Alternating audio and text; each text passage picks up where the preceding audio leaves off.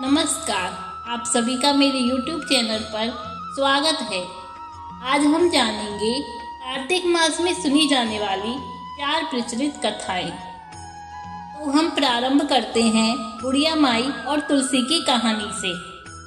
कार्तिक महीने में एक बुढ़िया माई तुलसी जी को सींचती और कहती कि हे तुलसी माता, सत की दाता, मैं तेरा बिड़ला सींचती हूँ, मुझे भऊ दे, पीताम्बर की धोती दे, मीठा मीठा घास दे, बैकुंठ में बास दे, चटक की चाल दे, चटक की मौत दे, चंदन का काठ दे, रानी सा राज दे, दाल भात का भोजन दे, ग्यारस की मौत दे और कृष्णा जी का कांधा दे।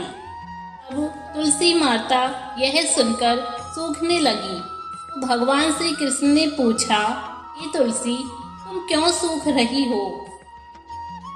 तुलसी माता ने कहा, एक बुढ़िया रोज आती है और यही बात कह जाती है, मैं सब बात तो पूरा कर दूंगी, लेकिन कृष्ण का कंधा कहाँ से लाऊंगी? तो भगवान बोले, जब वो मरेगी तो मैं अपने आप कंधा दे आऊँगा, तो बुढ़िया माई से कह देना। जब बुढ़िया माई मर गई, सब लोग आ गए। जब माई को ले जाने लगे तो वह किसी से नहीं उठी। तब भगवान एक 12 वर्ष के बालक का रूप धारण करके आए।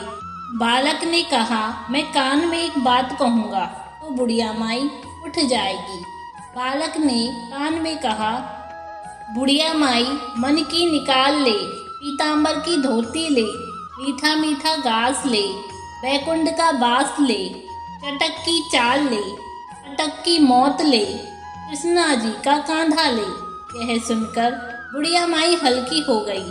भगवान ने कंधा दिया और बुढ़िया माई को मुक्ति मिल गई।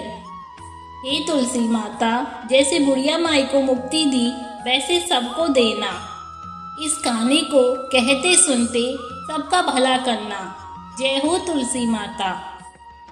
तो अब हम जानेंगे इल्ली और घुन की कहानी के बारे में।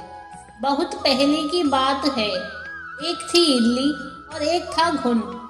एक दिन इल्ली बोली कि आओ घुन, कार्तिक का स्नान करें। घुन बोला कि तू तो गोरी पड़ी है, तू ही नहा ले, मेरा तो मोठ बाजरा पड़ा है तो मैं नहीं नहाऊंगा। मैं तो हरे बाजरे का सीटा खाऊंगा और ठंडा पानी पीऊंगा।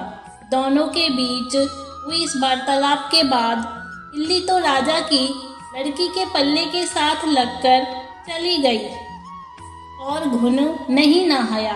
कार्तिक माह खत्म होते ही दोनों मर गए। कार्तिक का स्नान करने से इल्ली राजा के घर में जन्मी और घुन राजा के यहाँ गधा बनता है। राजा की बेटी बड़ी हुई तो उसके विवाह का दिन आया और ससुराल के लिए विदा होने लगी। विदा होने के समय अचानक ही बेटी की बैलगाड़ी रुक गई तो राजा रानी दोनों बोले कि यह बैलगाड़ी क्यों रुक गई है? बेटी, तुझे जो मांगना है मांग ले। लड़की बोले कि मुझे यह गधा चाहिए। यह सुन राजा रानी बोले कि यह क्या मांगा है, कुछ और मांग ले। यह भी कोई मांगने की चीज है? लड़की अपनी बात पर अड़ गई और बोली कि मुझे तो यह गधा ही चाहिए। लड़की की बात सुन गधा फुदक फुदक कर भागने लगा और लड़की के साथ वह भी चला गया। महल जाकर लड़की ने उसे नीचे ही सीढ़ी से बांध दिया।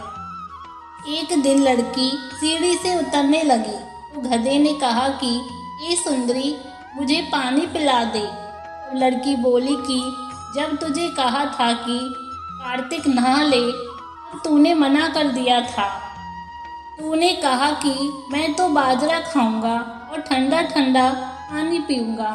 लड़की और गधे की वार्तालाप उसकी देवरानी जेठानी सुन रही थी। वे दोनों अपने देवर के पास गई और बोली कि ये तुम किस जादूगरनी को ब्याह कर लाए हो? यह तो जानवरों से बात करती है। अपनी भाभीियों की बात सुनकर लड़का बोला कि मैं जब अपने कानों से सुनूंगा और आंखों से देखूंगा तब ही मानूंगा। अगले दिन वह सीढ़ी पर छिपकर बैठ गया। उसकी पत्नी आई और गधे ने उससे फिर वही बात कही, जिस पर रानी ने भी वही जवाब दिया। यह सब देखकर वह राजकुमार तलवार निकालकर सामने आया और बोला कि तुम जानवरों से कैसे बात कर सकती हो? बताओ तुम कौन हो? उसकी पत्नी ने उससे बहुत कहा कि औरत का भेद नहीं खुलना चाहिए, लेकिन वह अड़ा रहा कि नहीं, मैं तो सब कुछ जानकर ही रहूँगा। राजकुमार की जिद के आगे उसकी पत्नी हार गई और उसने पिछले जन्म की सारी बातें उसे बता दी कि वह इल्ली थी और यह गधा गुण था। इससे मैंने कार्तिक नहाने की बात कही, लेकिन इसने मना कर दिया, जिसके परिणाम स्वरूप यह इस जन्म में गधा बन गया और मैं राजा की लड़की के पल्ले से लगकर नहीं तो मैं राजकुमारी के रूप में पैदा हुई, इसलिए मैं तो इससे पिछले जन्म की बात कर रही थी। सारी बातें सुनकर राजकुमार बोला कि क्या कार्तिक स्नान का इतना पुण्य मिलता है? रानी ने कहा कि हाँ, बहुत पुण्य मिलता है। अपनी पत्नी की सारी बातें सुन राजकुमार ने कहा, यदि कार्तिक स्नान का इतना महत्व है तो हम दोनों जोड़े से कार्तिक स्नान करेंगे और दान पुण्य भी करेंगे, ताकि आने वाले समय में हम सुखपूर्वक रह सकें। दोनों ने जब जोड़े से स्नान किया तो उसके पास काफ़ी धन हुआ और इस कहानी के बाद सभी को कहना चाहिए कि हे कार्तिक महाराज, जैसा आपने इल्ली को फल दिया वैसा ही सभी को देना, लेकिन जैसा घुन को दिया ऐसा फल किसी को मत देना। तो इस तरह यह कहानी भी समाप्त हुई। अब हम जानेंगे बुढ़िया माई और कृष्ण जी की खिचड़ी की कहानी। किसी गांव में एक बुढ़िया रहती थी और वह कार्तिक का व्रत रखा करती थी। उसके व्रत खोलने के समय कृष्ण भगवान आते और एक कटोरा खिचड़ी का रखकर चले जाते। बुढ़िया के पड़ोस में एक औरत रहती थी। वह हर रोज यह देखकर ईर्ष्या करती थी, इसका कोई नहीं है, फिर भी इसे खाने के लिए खिचड़ी मिल ही जाती है। एक दिन कार्तिक महीने का स्नान करने बुढ़िया गंगा गई। पीछे से कृष्ण भगवान उसका खिचड़ी का कटोरा रख गए। पड़ोसन ने जब खिचड़ी का कटोरा रखा देखा और देखा कि बुढ़िया नहीं है, तब वह कटोरा उठाकर घर के पिछवाड़े फेंक आई। कार्तिक स्नान के बाद बुढ़िया घर आई तो उसे खिचड़ी का कटोरा नहीं मिला और वह भूखी ही रह गई। बार बार एक ही बात कहती कि कहाँ गई मेरी खिचड़ी और कहाँ गया मेरा खिचड़ी का कटोरा। दूसरी ओर पड़ोसन ने जहाँ खिचड़ी गिराई थी वहाँ एक पौधा उगा जिसमें 2 फूल खिले।